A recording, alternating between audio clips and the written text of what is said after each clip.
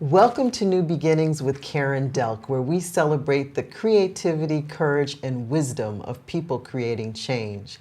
I am so pleased to welcome back Madison McEwan, president of Madison, McEwan and Associates. She was on a prior program, and we talked about not only her personal journey into starting her own firm, but also her credentialing in terms of life coaching.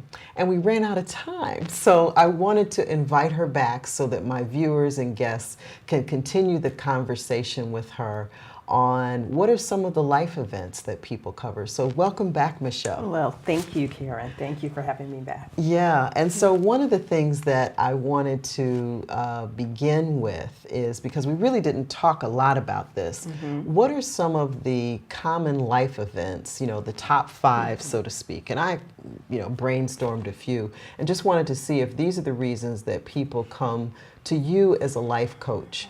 One is job change, or something that changes on the job. Either the person wants to make a change, or the company is going through a change and they're concerned about the impact to them. Another could be divorce, marriage, children, sending kids off to college, those kinds of personal, or parents becoming ill, or wanting to move from a family home. Right.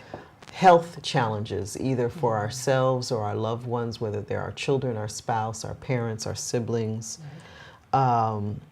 For women and men, I'll call it menopause for women, but it's menopause for men, because they also go through physical changes. And mental changes, and they want to do different things midlife. And then finally, reinvention. People who have done something for a while, similar to you and I, and we want to, for the second half of our careers, want to do something different. So are these some of the reasons that people see a life coach? Of course. For me, I believe all of those things, plus so many more. But the number one reason folks come to a life coach, or they're seeking something, is to get beyond fear. To get beyond fear? Fear. Fear is number one. Anything that you want to do, but fear is stopping you, life coaching helps you get beyond it. To be able to see it in a way that is not easy, but doable. Because to stand in fear is a process all within itself. So I often tell people to stand in the midst of fear and breathe. And if, when you're standing in it, you still want whatever it is, then that is what you're supposed to do. Okay, I'm going to break that down. Yes, please do. So stand in the midst of fear, and don't cower. Don't cower. Be frightened. Be frightened. But still stand. But still stand and walk through it. Walk through it, because what you will find is the universe will shift for you. And every time you take a step in that fear, things will unfold, things will happen. You will see yourself doing things that you never imagined. A lot of what stops us in a process is really what people will think, or losing everything, or failing and having to face ourselves. But that's what life is. It's standing in the midst of the fear of failure and doing it anyway, and watching yourself rise again. Because in that fear comes the wisdom. Wisdom doesn't come when everything is joyful and happy. I always talk about, I enjoy being happy. I'm always joyous. People ask me, how are you? I always say I'm great. But it's because I finally realized that even when I'm not so great, I'm great because I'm learning something. Whenever things are difficult, That's where the learning comes. That's when the piece of me that has been dormant is awakened. That's when the compassion comes. That's when the kindness comes. That's when I can see other people's situation because I have lived it. And I can see myself in them. And I can be compassionate. And I can be empathic. And I can be hopeful. And I can know that opportunities are waiting. I don't care what the situation is. But learning to stand in that fear, the fear of divorce, the fear of moving on, the fear of dating, the fear of, does he like me? Does she like me? Is this right for me? Is this wrong for me? It's really about you not being afraid that he may not be it. This may not be the situation that you want. And being able to go through the struggles and standing in the fears and being able to walk away and being good with that. That takes a lot. Yes. So how do you help people with that? Because all of those, and I don't disagree with you, I agree with you. Easier said than done. I agree. So getting to the point where you know that the universe is going to open doors and things will shift so that you're not fearful. Because to your point, one of the reasons you're fearful is you think this is it. Another opportunity is not going to come. I've, lived all the opportunities out, and this is it. I'm going to be not married, or my health is not good, or we're definitely getting a divorce, or whatever the situation. How do you help people stand in that fear? Because it's easier said than done. Well, on the last show we did together, we talked about meditation. Yes. So meditation is a big key for me that I work with my clients and organizations to allow individuals to get quiet. Because as the crazy is going on around us, 9 times out of 10, it's because we won't get quiet. We're listening to this person's advice and that person's advice. We're listening to what the TV shows are telling us. I call it reality show living. I believe that that's why we make so many bad decisions. We look at TV and we say, really, are these people really on TV doing this? Well, it's because everything outside of them is controlling what they find important or what they find as the answer, when the answer is actually within us.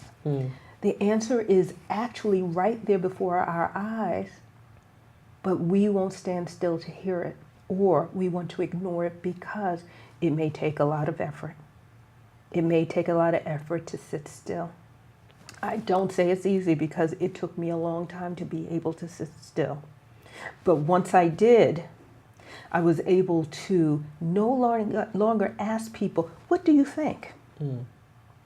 I no longer had to say, your impression of my life is more important than my impression of my life. And I was able to see things in a clear way. I call it seeing through God's eyes rather than human eyes. And the answer may be fluffy sometimes. The answer may be, go and apologize. The answer might be, forgive myself. The answer might be, call the company that you owe the money to and just have a conversation. The answer might be, take the medication and stop playing. So it's all in you. But until we get quiet and stop fighting against what the voice is telling you, and I'm not talking about the chatty voice that tells you you're bad and you're fat and you're ugly, and I'm talking about the other voice, because that other voice brings good advice. That's how you know it's the other voice. So what I hear you talking about are those internal tapes that we play. There are, and the ones that play predominantly are those negative tapes. Exactly. That say, oh, here you go again. You met Mr. Wrong or you met Miss Wrong, and you're in another relationship that's not going to work. Exactly. Or, you know, you switch jobs thinking this was going to be better, and you're right in the same spot. Exactly. So those are the tapes that play. Exactly. How do you awaken that still voice that is the good voice? Meditation. Okay.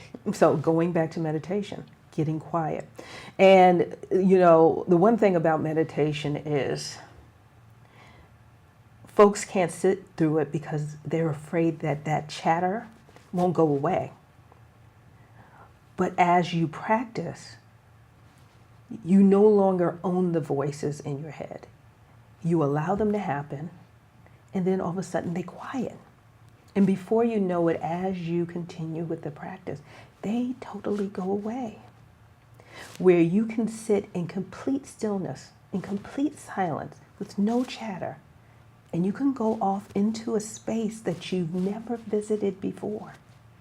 I always say is that childlike, that infancy stage. That's what babies are feeling. That feeling that there is nothing wrong and everything is beautiful and everything is new and everything is wonderful. And that is meditation. But with anything else, like anything else, you have to practice. Yes. You can't do it one day and say, it didn't work for me, so I'm not doing that anymore. And I will tell you that years ago, a woman told me, you know, because I was a nervous Nelly. I was stressed out about nothing but everything.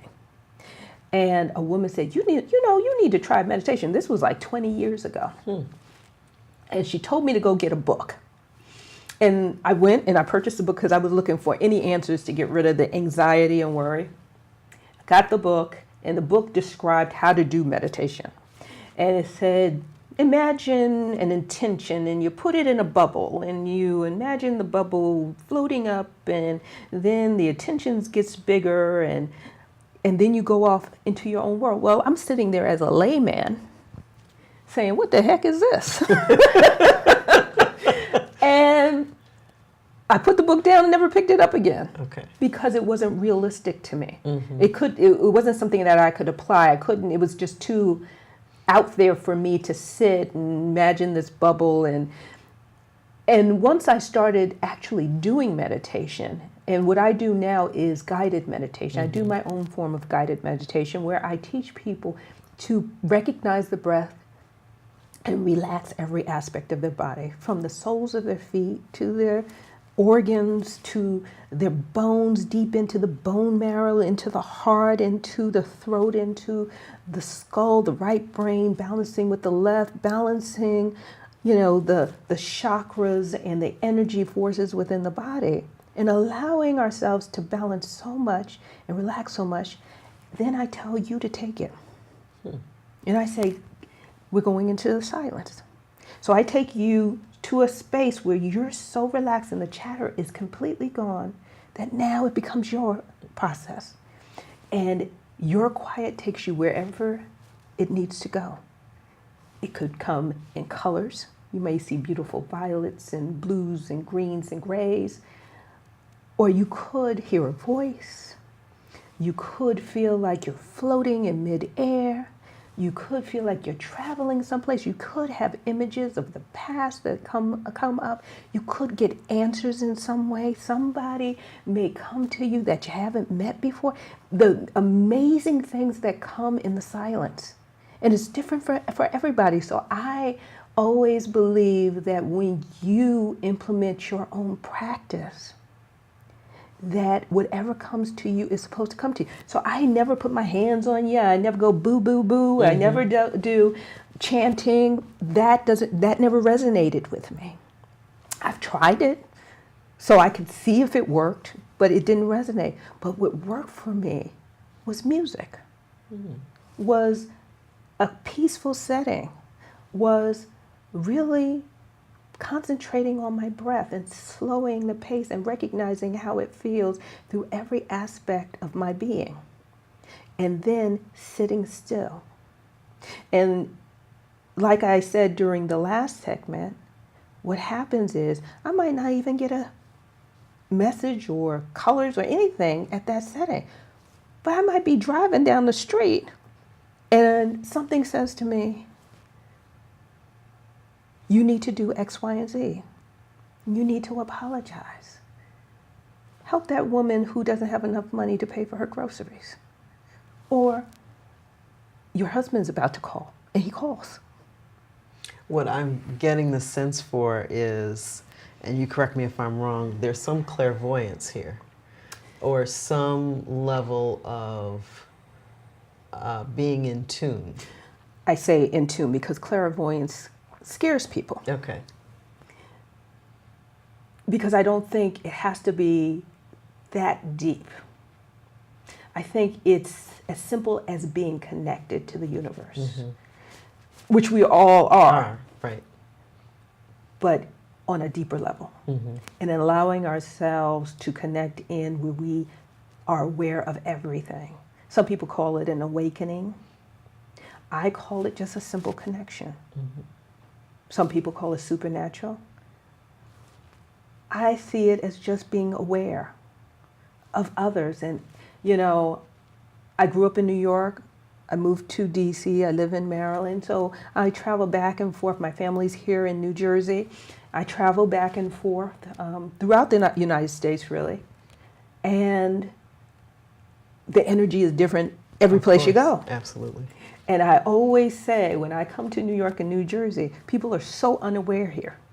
But you go to California, people are very aware. And the awareness allows you to be a more conscious individual who cares about other people in a real way. So genuine. Genuine, not what people think you, who you think you should be, or doing what is expected of you. It comes naturally. I want to help. I want to see. And that's not putting, because I'm a New Yorker at heart. It never goes away. So I'm always very protective. I'm always watchful. But if my internal self says, do it, even if it goes badly, even if someone does something bad to me and it isn't as perfect as I thought it was going to be, I can sit with that and be okay because I did what I was called to do. And so I think we simplify so many things, but the simplest thing is getting quiet. It doesn't cost anything. You don't have to, travel anywhere. You could go to a bathroom stall and sit on a toilet. You could walk in a park and sit on a bench. It's your practice. Now, is there journaling, or it's really about the breath? Is there reflection? So again, it's whatever resonates with you. Okay. I journal. Okay. I journal because I believe journaling allows you to get out whatever is not going well in your life. It allows you to get it out of your energy and place it on paper. And I often tell people, after you journal, see how you feel. It's almost as if while you're writing, you're running a race, and then all of a sudden you're at the end of the race and you can breathe because you've released all of the words, all of the anxiety, all of the fear. And I always say, for some people, they don't like to journal because they're afraid somebody's going to find it and read it. Rip the pages out and rip them up. Burn them. You don't have to keep the journals. It's your practice, it's your process. And some people, as they evolve in journaling, they go from sometimes just talking about what's going on with them to affirmations. Some folks write personal affirmations or they read personal affirmation. Envisioning. I believe in visioning. So a few weeks ago, I had an envisioning session where I had women come together, women who never think of themselves. They think of everything under the sun but themselves. They brought their kids. And they came and sat and created boards, and they talked about what their dreams were. How amazing is that? That's very amazing. It's very amazing. And the funny thing is, we did a gratitude circle right in front of a huge window. And each woman went around and they talked about what they were most grateful for. And a hummingbird came to the window and just stood there, flew in mid-air, trying to be a part of the circle, I said, because the energy was so positive. Mm-hmm. And the women were so inspired by it that they call me, they text me, they email me every time something shifts on the board. And shifts meaning they created a visual visioning board. And for our guests, that means that they're creating pictures or something that they can visualize of what they want, what they dream about. Words. On my vision board, I have multiple vision boards. Okay. So when I transitioned out of my last organization, which I worked for 19 years, I couldn't just leave because it was a part of my soul. It was they were my family, so I had to go through my own personal process to transition out. So a part of that was creating a vision board and what I wanted. So I just went out and bought a whole bunch of magazines and I just started cutting. I wanted to leave with grace. So I cut out, things about grace and being graceful, being honest, having integrity, being empowered, being honest, being kind to others, being respectful. I put down what I envision for myself in my next phase of my life, that I'm going to succeed no matter what. I'm going to be financially balanced and capable. My family is going to be harmonious and joyful. Everything that I want is on that vision board.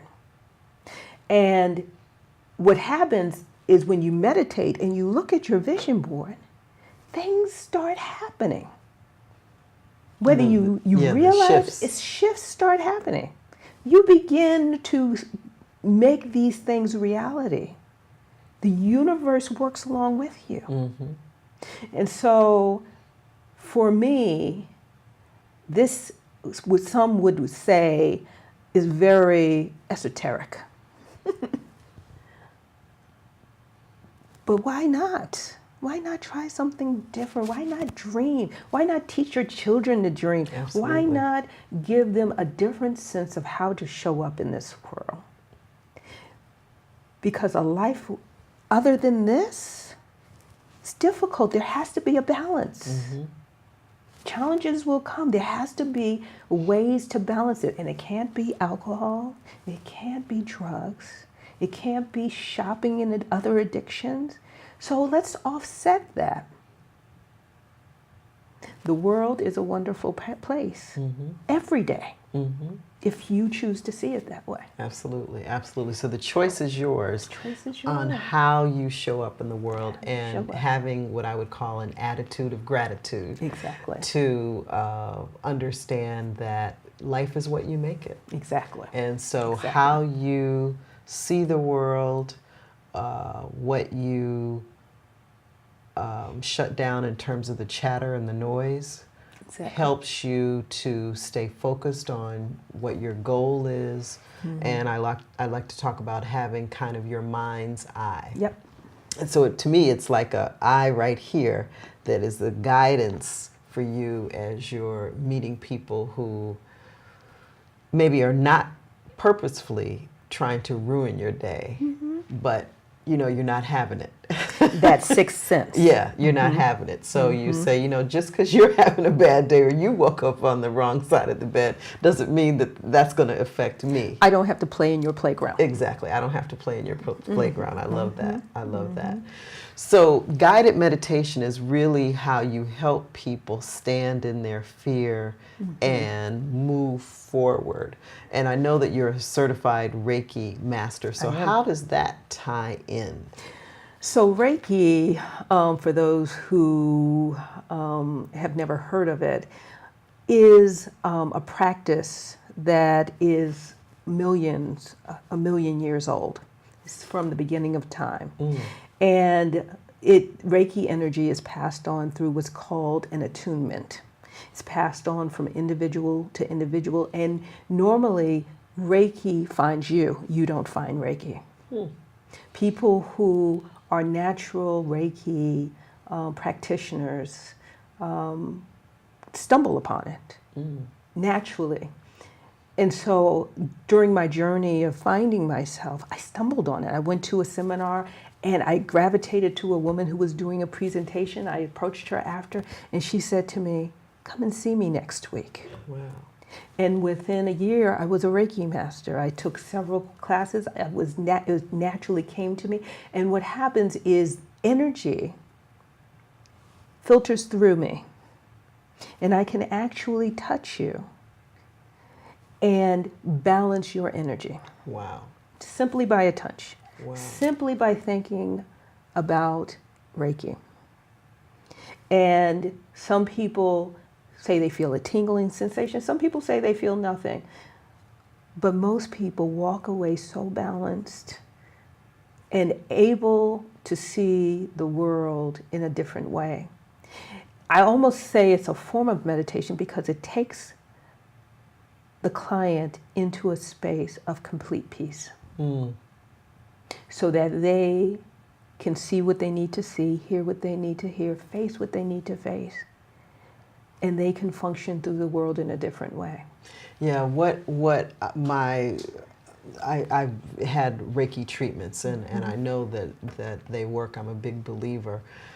And now with the digital images and messages, and we're always on, always plugged in, Reiki is necessary. It's necessary. It's necessary to, as meditation, to quiet that down so that you can unplug yourself from the digital world, unplug yourself from, all that goes on. A lot of the news is negative. There are some positive things that come through, but so that you can get back in touch with yourself. Exactly. And stay focused on why you're here and what are you to do. Exactly. So, in our few remaining minutes, now that you've launched your business, one of the questions I always like to ask my guest is, what will be your new beginning for the back half of 2015 and also for 2016? What do you see for yourself? So for me,